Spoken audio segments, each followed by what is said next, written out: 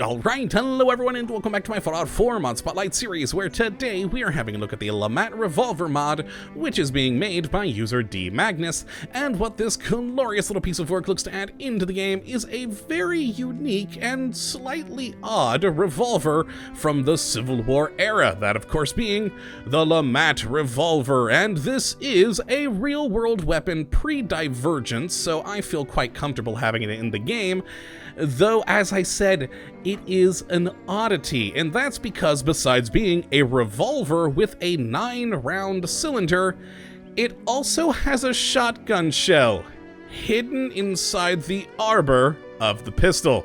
Now, the arbor of a revolver is that lovely little rod that goes down the center that holds in the cylinder, and rather than having it be just a solid rod, the maker of this gun, of course also named LeMat, decided why not hollow that out and put a 20-gauge shotgun shell into it.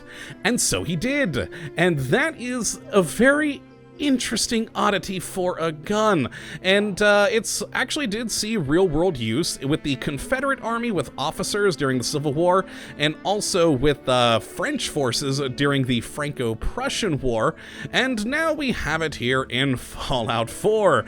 Though in Fallout 4 it is a bit more of an oddity. Now let's look at it in the inventory before I explain exactly what the problem is with this mod. I love this mod and have been having a lot of fun with it, but there is one really big issue. Now, the standard LeMat Revolver pistol, as you can see here, you'll start finding in the world at about level 20, and with standard modifications and 44 ammo, you'll get damage of 48, firing rate of 28, range of 119, accuracy of 49, and weight of 5.1. And now, as usual, this is without me having any perks that modify pistol damage, so this is the base standard damage here.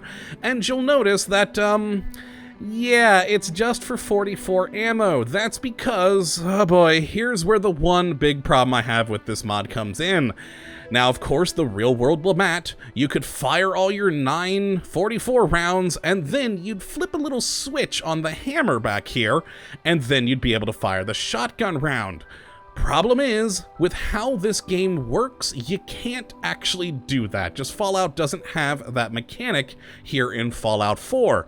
So, if you want to shoot the shotgun shell out of the arbor, which actually if we rotate through, you can see it down the barrel there.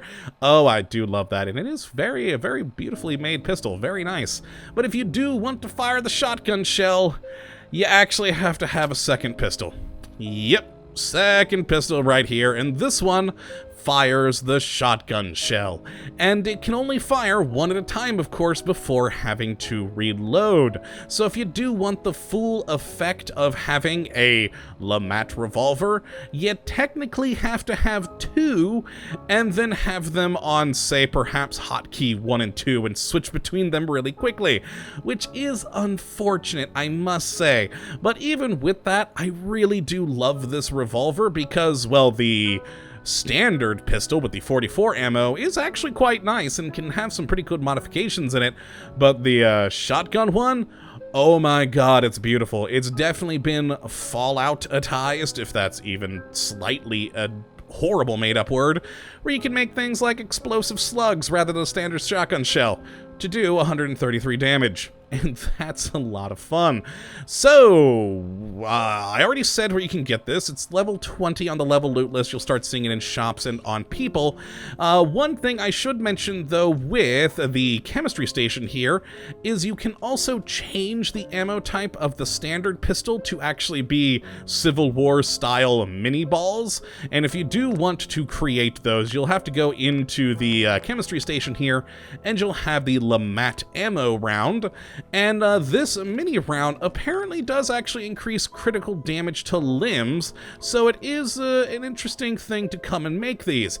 And for just a bit of acid, aluminum, copper, lead, and wood, you get 15 rounds. So, you know, it's pretty economical, I'd say.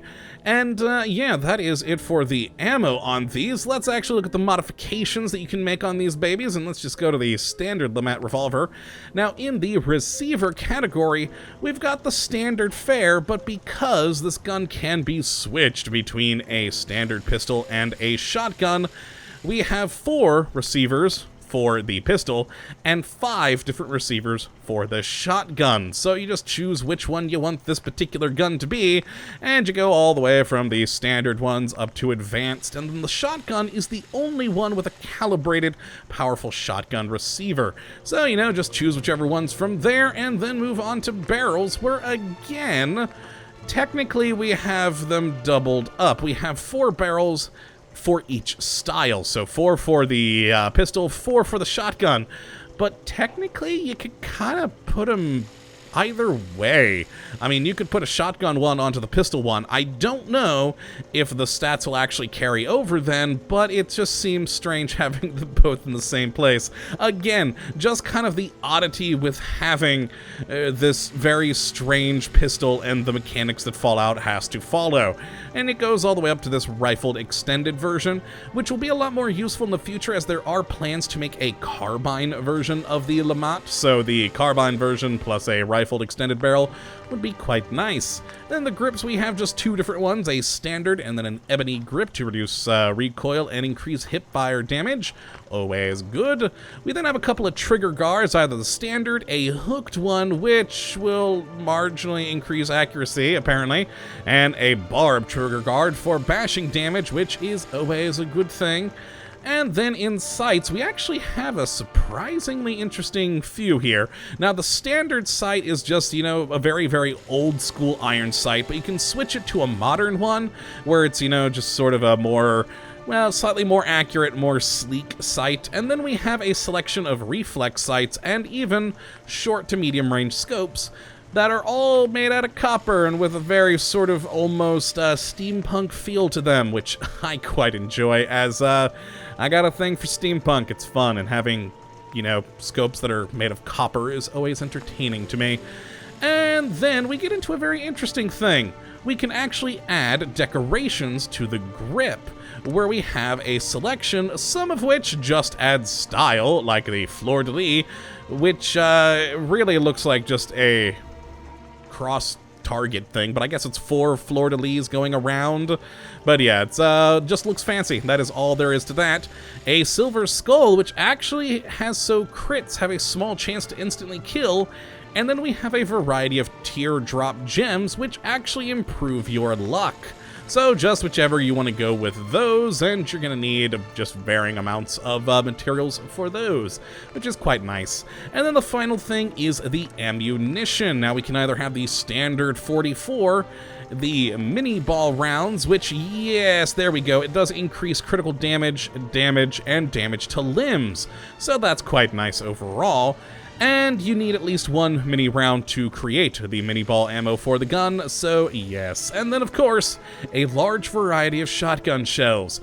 We can make dragon fire, electrical, explosive, nitrogen, shotgun, and, of course, shotgun slugs. All very fun. Personally, why would you go anything but explosive? That's just fun and entertaining. It's explosive, for God's sakes. So yeah, so that is everything you can do with the LeMat pistol. Now let's actually take a look at it and take some shots. Let's actually go back and grab just the standard one here. And like I did say, it's a 9mm, or not 9mm, just 9 rounds, rather, in the chamber of 44 ammo. And we'll give off some shots. There we go, very nice, and it is a custom sound, custom muzzle flash, which is quite handy to see, and I do enjoy it. And then of course a reload animation there, excellent. And then of course we can switch over to the shotgun version, wait, no, this is not the shotgun version, as that has 9 rounds. I think I messed up my favorites. Or when I was making things, I just messed them up. Ah, no, now I see what I did.